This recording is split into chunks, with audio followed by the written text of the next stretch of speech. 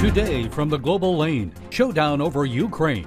Will diplomacy prevent war, or is Putin ready to make a move? He may decide to just launch a lightning strike in Ukraine for maybe 5 to 10 days. Massive military bombardment, lots of missiles, lots of tanks. Racial divisions USA. They're part of a much bigger design to radically transform America. That design is devoid of the divine, to extract the influence of God out of the public square. And millions of dollars in donated Freedom Convoy funds frozen by a Canadian court. What now? We're in this fight for the long haul, and we're going to be standing by freedom no matter what. And it's all right here on the global lane. Russian President Putin says he's pulled back some of his troops from the Ukrainian border, and he's ready to resume dialogue with the West. Can war be averted, or is bloodshed, death, and oil and gas shortages on the horizon? Well, joining us to explain is Harry Kazianis. Mr. Kazianis is Senior Director of the Center for the National Interest. Harry, it's always good to talk with you and learn your thoughts on this time. So is Joe Biden pushing us to a showdown with Russia over Ukraine? Is he right to be doing so? Well, I think he's right to be concerned, and I do give the president some credit here in that he's trying to do as much as he can to avert war. But in this instance, it's Vladimir Putin who I think gets the deciding vote. I mean, there's 150,000 troops amassed on the Ukrainian border. He's essentially surrounded Ukraine. And Putin has a decision to make. I mean, he's claimed that he's withdrawn some forces, which, to be honest with you, looking at what satellite imagery we have, I think it's very clear he's lying.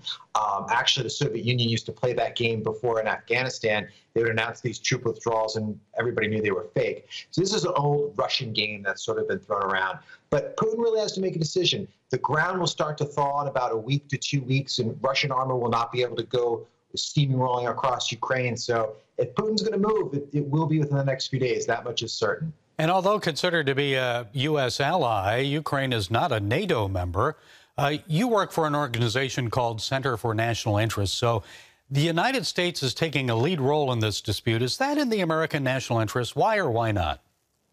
Well, I think it is. I think we don't want to necessarily, spill American blood and treasure and put troops in Ukraine or anything like that. But I do think history does show when you let an aggressor like Vladimir Putin just cut countries apart, take pieces of territory they want, damage economies, hold the world hostage the way they are, countries will keep doing that over and over again. And I mean, a lot of people invoke the China-Taiwan scenario where, if Russia is allowed to do this, then Xi Jinping could do the same thing to Taiwan or other countries, or maybe take over the South China Sea or other parts of the world. So I think it's important that we have to stand up to aggression, but that doesn't always necessarily mean the United States needs to put troops on the ground. We don't want to get into any more forever wars, which is the popular DC term that's thrown around. So I think it's important that we stand up to these dictators, but I think it's also important that our European allies are there to help and make sure that they are the backstop, and also that we give Ukraine the military equipment that it needs to defend itself. So it doesn't always have to be America, doing everything, but it is important for us to lead. There's nobody else to do it, to be frank.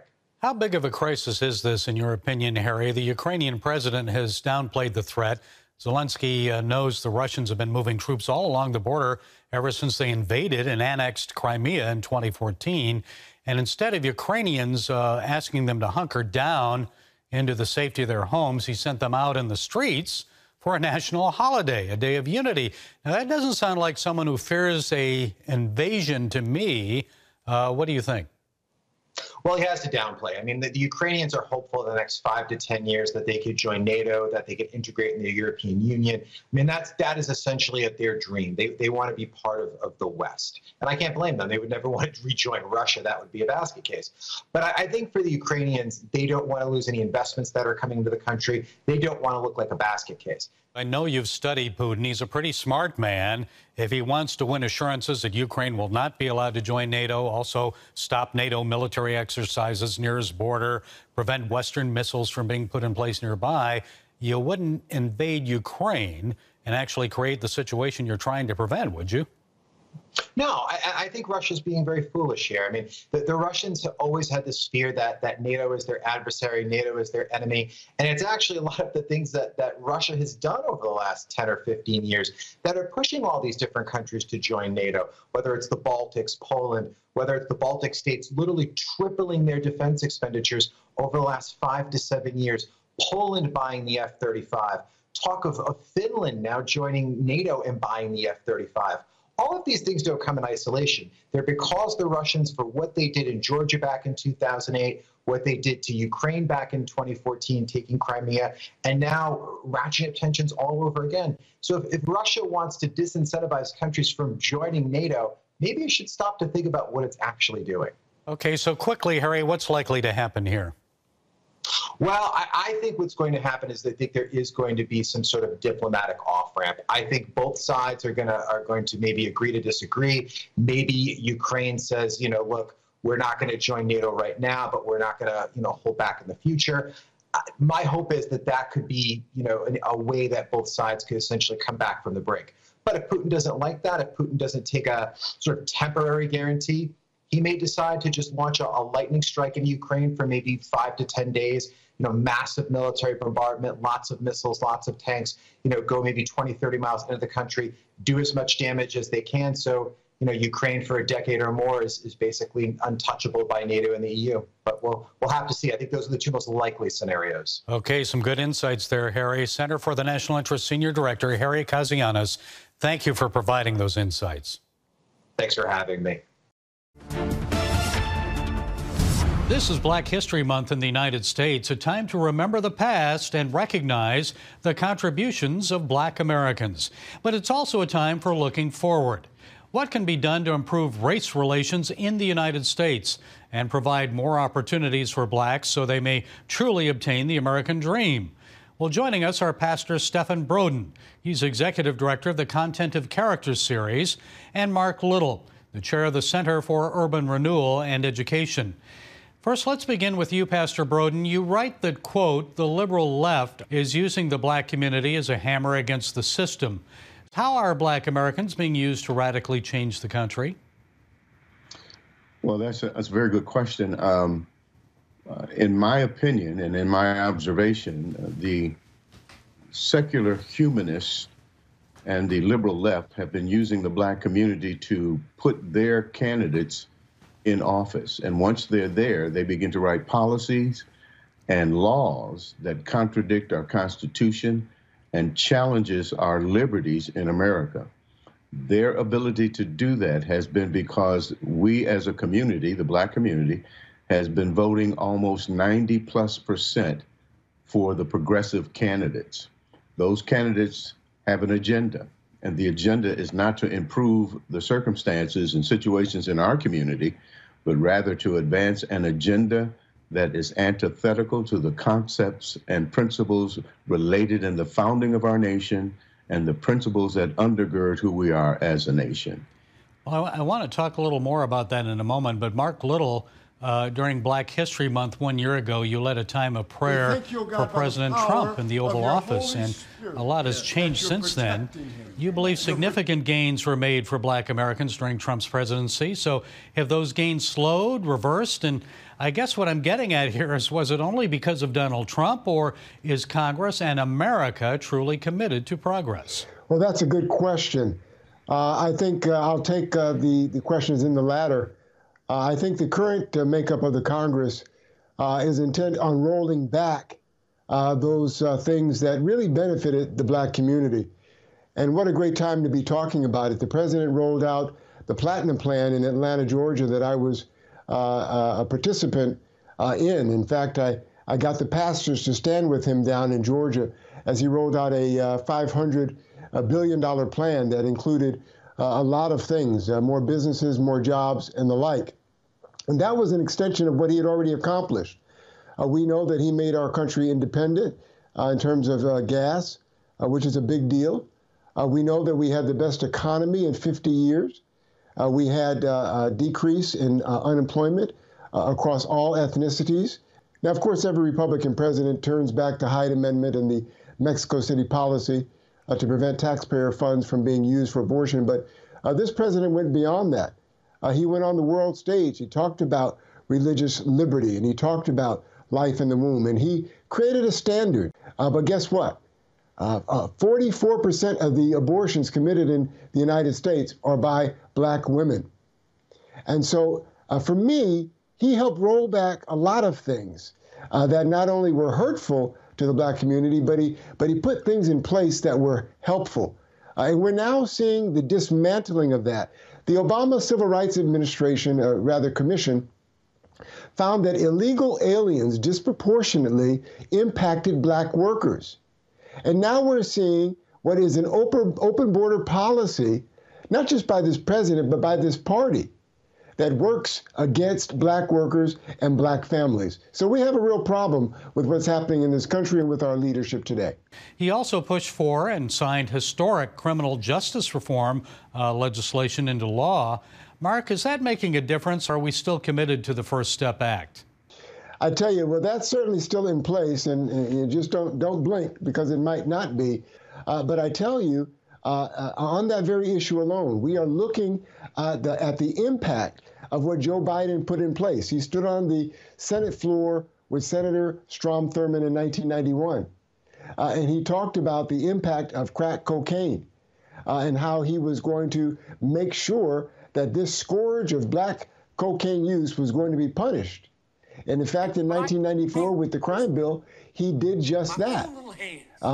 They made sure that people caught with 5 grams of crack cocaine did 5-year minimum sentences, while, of course, the most affluent folks, often not African Americans, who used powder cocaine, got 500 grams and 5 years. We really need to focus on rehabilitation in our prison system. Now, there's a struggle on that issue as district attorneys across our nation, largely propped up by George Soros, let out violent criminals that now are in our streets, mowing down people in parades that should have been locked up. We've got the no cash bail system and things that are really not helpful to our communities. Pastor Broden, back to you. How about these ideas of equity, diversity, and inclusion? Are those noble goals that should be achieved by American society? I know you wrote the book Pawns of Change, so I'm assuming here you believe these are not only, or probably just buzzwords to make black people feel better, and they're actually ideas that are keys to advancing that radical political agenda you had mentioned. Well, there are certain words in that list that you represented that is not consistent with the principles that undergird this nation and made it great. When we think of equality, it is something that's quite different from equity as represented by the liberal left. Equity for them is sort of a level playing field where everyone has the same outcome. That concept or idea is founded or crafted, I believe, in a socialistic paradigm, whereas equality, as represented in our Constitution and in the Declaration of Independence as penned and crafted by Thomas Jefferson, represents an equal opportunity for all of us to have the ability to achieve and to accomplish all that we can. An equal access, if you will, to the privileges and liberties that are available to all under our Constitution. And so there are language or what is called a dialect that is connected to the socialist movement in America that is radically changing our perception of ourselves, the perception of the founding of our nation, and is coming under the auspices or design, or I should say better, the philosophies of the left. Darwinism, communism, Marxism, socialism, feminism, all those isms are ideas or philosophies that were crafted by men and women who hated this Constitution and hated God. Okay, we're going to take a break, and coming up, race relations and what Christians and other people of faith can do to help move the country forward despite the efforts of extremists to divide us. More now with Pastor Stephen Broden, Executive Director of the Content of Character series, and Mark Little, the Chair of the Center for Urban Renewal and Education. Gentlemen, unlike many BLM activists of today, Dr. Martin Luther King Jr. supported nonviolent protests to accomplish civil rights goals. And he spoke of Americans coming together in love and understanding. It is an overflowing love which seeks nothing in return. It's understanding, creative, redemptive goodwill for all men. Theologians would say that it is the love of God operating in the human heart. And when one rises to love on this level, he loves men not because he likes them, but he loves every man because God loves him. Dr. King was a pastor and often talked about God in his civil rights messages. So what do you think? Is God missing from this discussion about race in America, Pastor Broden? Oh, absolutely. It is the intent of the liberal left to extract the influence of God out of the public square. I believe it was Antonio Gramsci who evaluated after the Bolshevik Revolution in 1917. He concluded that in order for us to have success in the West, we must infiltrate gradually and change the doctrines of the West away from the Christian influence.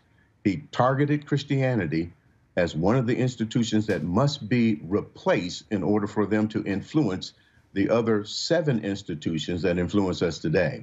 We're now learning that the COVID pandemic lockdowns, virtual learning, even masking have actually harmed learning and the mental health of American children. So I'm guessing here that children in minority communities have been the hardest hit. Your thoughts about that? It's actual child abuse. Our children in elementary and middle school, the way they learn is by facial expression and about how we relate to one another. And the masks that are being mandated now, which, by the way, there's no science to support, have greatly impacted our children. In addition to that, the time that they spent away from their peers and at home doing distance learning. We learned from Johns Hopkins recently that the lockdowns actually didn't help us at all. But yet, we've got nations all around the world who are dropping their mandates, and the United States seems to be slow to adopt what we call the science that they say they follow. Stephan, how about spiritually? How has the pandemic hurt our kids in that way? Well, there has been a movement in our country away from our Judeo-Christian heritage, which has influenced our nation and has influenced the public square ever since the conception of this nation. That has been reduced in terms of its influence and its ability to frame for us what is morally right versus what is morally wrong. As a result of that, we are seeing the replacement of our Judeo-Christian heritage by a philosophy that's grounded in a secular humanist design. That design is devoid of the divine. And as a result, we are redefining morality in America that impacts not only what's happening in the public square and in our culture, but has an adverse impact on the psyche and spiritual development of our children. It's being replaced with ideas of same-sex marriage, sodomy, gender fluidity, transgenderism as a protected class. All of that represents a shift away from our Judeo-Christian heritage and an embracement of a doctrine that is leading us towards a transformation of our nation. And Stephan, tell us more then. How is your Content of Character series making a difference? It is our hope to inform, educate, and activate the community, the Christian community in particular. Information asks and answers the question, what's going on? There's a need right now for most Americans to understand what is happening in America is not organic. It is deliberate. It is by design. Education asks and answers the question, why is this happening to us? It is here where we introduce to the Christian community socialism, Marxism, communism, and let them know that those philosophies are driving the transformation that is taking place in our country today. Mark, I understand you've started a new show. Tell us about it. What do you talk about? I started the Mark Little Show, a podcast. And I got to tell you, I decided that it wasn't enough to post memes that other people create. I decided that what I do is a discussion of faith, politics, and the law. And so that's what I do. It drops every Tuesday, and it's available where every podcast is. And I do a visual and an audio version. So thank you for mentioning that, and I hope that those will follow and listen and give me your feedback. Okay, gentlemen, brothers, we appreciate both of you, Pastor Stephen Broden and Attorney Mark Little. Let's continue this discussion in the future, okay? We thank you both. Thank you for taking time to be with us to share your insights. Please have me back, and God bless you, and God bless your listeners. Justin Trudeau and the Canadian government are turning more tyrannical, folks. The cold way up there in the Great White North must be freezing their minds. The Nonviolent Freedom Convoy, the truckers, and other protesters fed up with Ottawa's excessive COVID mandates have now become Canada's public enemy #1. Court orders and an unconstitutional decree by Trudeau, the taking of powers that only really belong to the Canadian Parliament, have dampened the protests for now. But this crackdown may backfire and actually create more public support for the truckers. They are laborers, by the way, that we depend upon to deliver goods to market and keep our supply chains moving. Yeah, those guys. They were once cheered as heroes at the height of the pandemic. Now suddenly the Canadian government considers them to be criminals. How quickly the tide turns when people actually stand up to autocratic orders.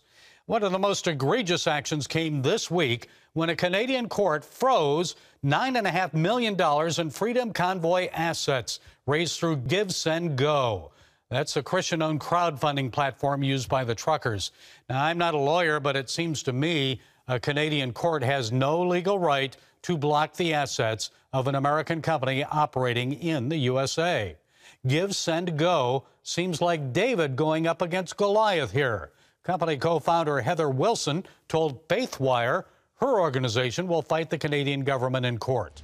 Freedom, both spiritually and physically, came at such a high price that we're not going to trample on it and say it doesn't matter. It does matter. And this is probably going to be the fight of my life. And I feel so humbled that God would use me and my brother and my family and our employees to take on this battle because we feel so adequate. But then you read the Bible, and every single story you read where something miraculous happened, guess what?